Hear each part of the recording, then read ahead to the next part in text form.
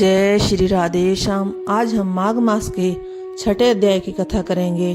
दत्तात्रेय ने कहा, हे राजन, माघ महात्म्य का एक और प्राचीन इतिहास मैं तुमको सुनाता हूँ। पहले सतयुग में वैशद नगर में कुबेर के समान धनी हिमकुंडल नामक एक वैश्य था।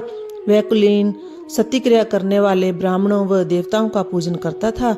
वह खेती करता और गाय, भैंस, घोड़ा आदि पशु पालता था तथा क्रय विक्रय व्यापार करता था। दूध, दही, मट्ठा, घी, गोबर, लकड़ी, फल, अन्न, तेल, फूल, साग, मिष्ठान आदि सभी वस्तुओं का व्यापार करता था। इस प्रकार व्यापार करते करते उसने 1 करोड़ स्वर्ण मुद्राएं इकट्ठी की। जब वह वृद्धावस्था को प्राप्त हुआ तो वह सोचने लगा कि यह संसार तो क्षणिक है। हिमकुंडल ने अपना भविष्य ठीक करने के लिए धन का 6ठा भाग धर्म कार्य में लगा दिया। उसने अनेक मंदिर एवं शिवालयों का निर्माण कराया, बड़े बड़े तालाब और कुएं व बावड़ी बनवाई, छायादार फल के वृक्ष लगवाए। वह नित्य प्रति अन्नदान करता था। पुराणों में जिन दानों का महत्व बताया है वह उसने सभी किए और इस प्रकार वह अपने शेष जीवन को धर्म कार्य में व्यतीत करने लगा। उस धर्मात्मा वैश्य के उसी समय में 2 पुत्र पैदा हुए जिनका नाम उसने कुंडल और विकुंडल रखा।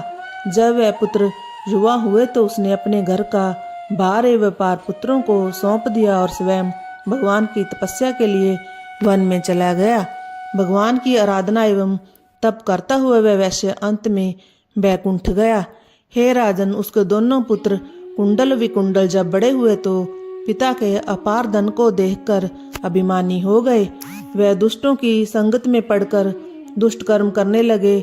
माता तथा गुरुजनों के वचन नहीं मानते थे और अधर्मी बन वे गलत मार्ग पर चलते हुए पर स्त्रीगामी हुए। वे वेश्या एवं दुराचारणी स्त्रियों के साथ हमेशा रहते।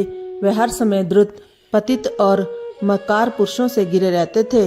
अच्छे कीमती वस्त्र धारण करते, चंदन, कस्तूरी आदि का तिलक लगाते, अपना ऐश्वर्य दिखाने के लिए मूल्यवान आभूषणों को धारण करते थे।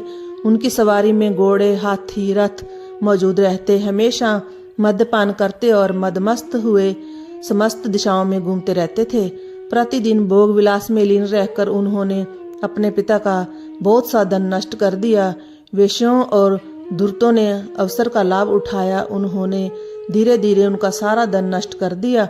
इस प्रकार उनका सारा धन और वैभव नष्ट हो गया तो उनकी आंखें खुली। तब वह दुखी और परम दारिद्री हो गए और भूख से व्याकुल होने लगे। धन के नष्ट हो जाने पर मित्र, सज्जन और सेवक उनको छोड़कर चले गए। उनके साथी उनकी निंदा करने लगे। जब भूख से व्याकुल हो गए तो वह चोरी करने लगे। कर्जदारों के और राजभय से वह नगर छोड़कर वन में रहने लगे।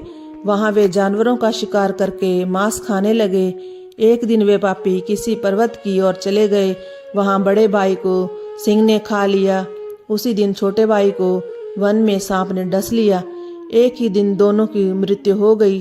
तब यमदूत उन दोनों को बांधकर धर्मराज के पास पहुंचे और बोले, ये महान पापी हैं, हम इनको ले आए हैं। जैसी आप आज्ञा दे वैसे ही इनके साथ व्यवहार किया जाए। तब यमराज ने चित्रगुप्त जी से उन दोनों का लेखा सुना और कहा, एक को महानर्क में डाल दो और दूसरे को स्वर्ग में स्थान दो। यमराज की आज्ञा पाते ही यमदूतों ने कुंडल को महानर्क में डाल दिया और विकुंडल से मधुर वाणी में कहा, आप स्वर्ग में पधार कर वहां के दिव्य सुखों का उपयोग करें। उन दूतों की बात सुनकर विकुंडल संशय में रह गया। इस प्रकार कथा का 6ठा अध्याय समाप्त हुआ। जय जय श्री राधे श्याम।